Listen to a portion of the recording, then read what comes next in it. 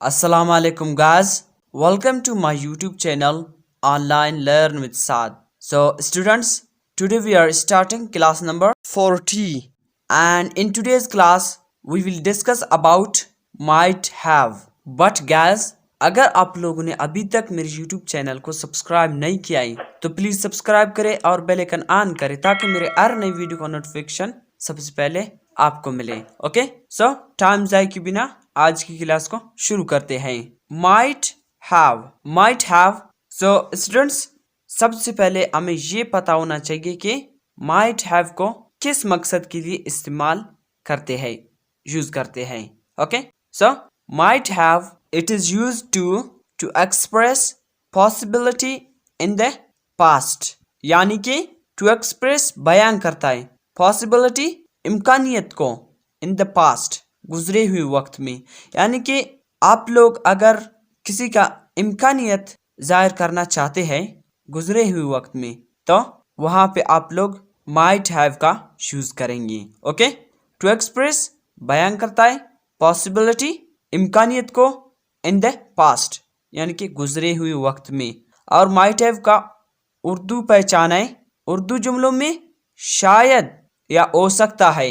Okay, शायद या हो सकता है उर्दू जुमलों के अंदर आता है और आखिर में चुका हो, चुकी हो, चुके हों वगैरह आता है। ओके, आखिर में चुका हो, चुकी हो, चुके हों।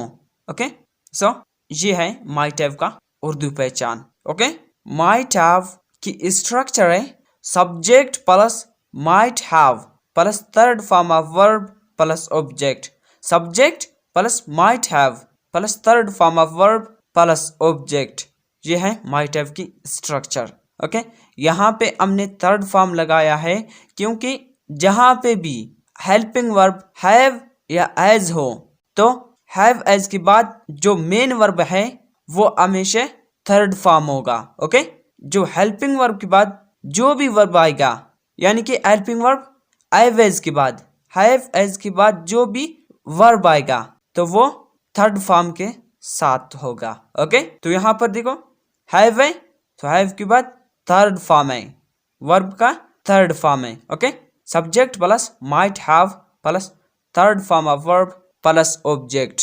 So guys, I hope so आप लोगों को यहाँ तक समझ में आई होगी इंशाल्लाह माइट हैव की डिफिनेशन, उर्दू पहचान, माइट हैव की स्ट्रक्चर। ओके, तो आओ कुछ जुमले बना के इंग्लिश में ट्रांसलेट करते हैं ताकि इनका यूज होना सीखते हैं। ओके, सो हमारे पास पहला जुमला है, हो सकता है वो अपना काम खत्म कर चुका हो सकता है वो अपना काम खत्म कर चुका हो।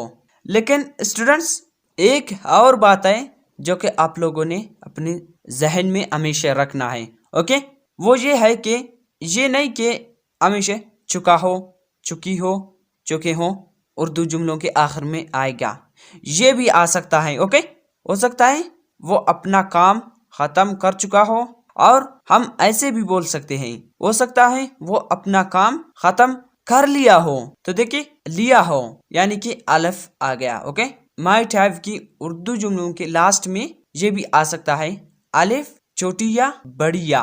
ओके, ये भी आ सकता है। सो हो सकता है वो अपना काम खत्म कर चुका हो, खत्म कर चुका हो या खत्म कर लिया हो। सो पहले हमको सब्जेक्ट को लिखना है। सब्जेक्ट है वो, तो वो की इंग्लिश लिखेंगे ही, and then might have, and might have के बाद third form of verb, verb है खत्म करना, तो खत्म करना की इंग्लिश होती है फिनिश। फिनिश भी हो सकता है, कंप्लीट भी हो सकता है, लेकिन मैं यहाँ लिखता हूँ कंप्लीट। ओके, कंप्लीट की थर्ड फॉर्म है completed, completed, and then object his work. हो सकता है वो अपना काम खत्म कर चुका हो, he might have completed his work।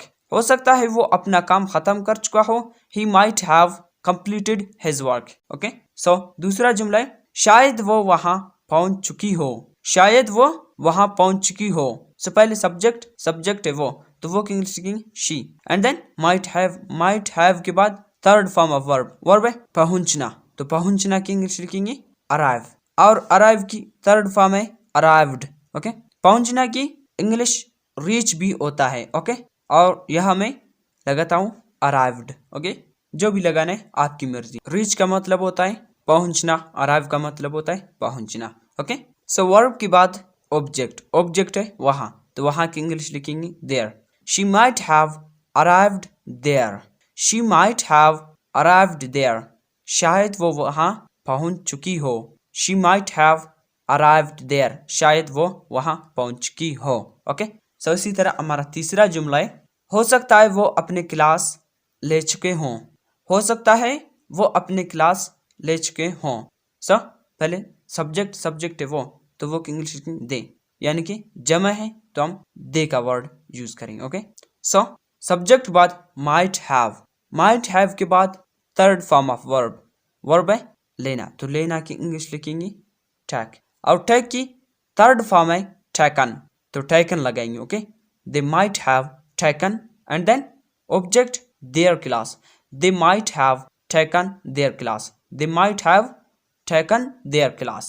so ये हो गया कुछ सेंटेंसेस इनका positive sentences. Okay, I hope so आप लोगों को बहुत अच्छे तरीके से समझ में आई होगी इंशाल्लाह। स्टूडेंट्स, बस आप लोगों को अपने जहन में हमेशा रखना है इनका स्ट्रक्चर और डिफिनेशन, उर्दू पहचान। ओके, दैट आफ्टर इंशाल्लाह अगर आप लोग इनका स्ट्रक्चर को अपने जहन में रखोगे, उर्दू पहचान को, डिफिनेशन को, तो इंशाल्लाह आप लोगों को रट्टा लगाने की कोई ज़रूरत नहीं होगी। ओके, सो कुछ इनका निगेटिव जुमला बना के इंग्लिश में ट्रांसलेट करते हैं।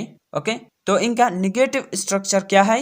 निगेटिव स्ट्रक्चर में बस हमने नॉट लगाना है। ओके, सिर्फ नॉट, तो नॉट हमने कहाँ पे लगाना है? माइट के बाद हैव से पहले। Okay, subject plus might not have plus third form of verb plus object. Okay, so ये है माइट हैव की नेगेटिव स्ट्रक्चर। बस आप लोगों ने भी देखा कि मैंने बस नॉट का इजाफा किया यहाँ। ओके, सिंपल सी बात है। तो हो सकता है वो खाना नहीं खा चुकी हो सकता है वो खाना नहीं खा चुकी हो। She might not have eaten food, she might not have eaten food, हो सकता है वो खाना नहीं खा चुकी हो। दूसरा है शायद अली घर नहीं जा चुका हो, शायद अली घर नहीं जा चुका हो। Ali might not have gone home, Ali might not have gone, शायद अली घर नहीं जा चुका हो। Ali might not have gone home. So हमारा नेक्स्ट एंड लास्ट जुमला है, हो सकता है वो उससे बात नहीं कर चुकी हो सकता है वो उससे बात नहीं कर चुकी हो। She might not have talked to him, she might not have talked to him, हो सकता है वो उससे बात नहीं कर चुकी हो। She might not have talked to him. Okay, so ये हो गया माइट हैव की क्लास। मुझे पूरा उम्मीद है कि आप लोग पूरी तरह से समझ गए होंगे इंशाल्लाह। सो माइट हैव का सिर्फ पॉजिटिव नेगेटिव सेंटेंसेस बना सकते हैं, इनका इंटरोगेटिव जुमले नहीं बना सकते। ओके, क्योंकि इंटरोगेटिव जुमले नहीं बन सकते।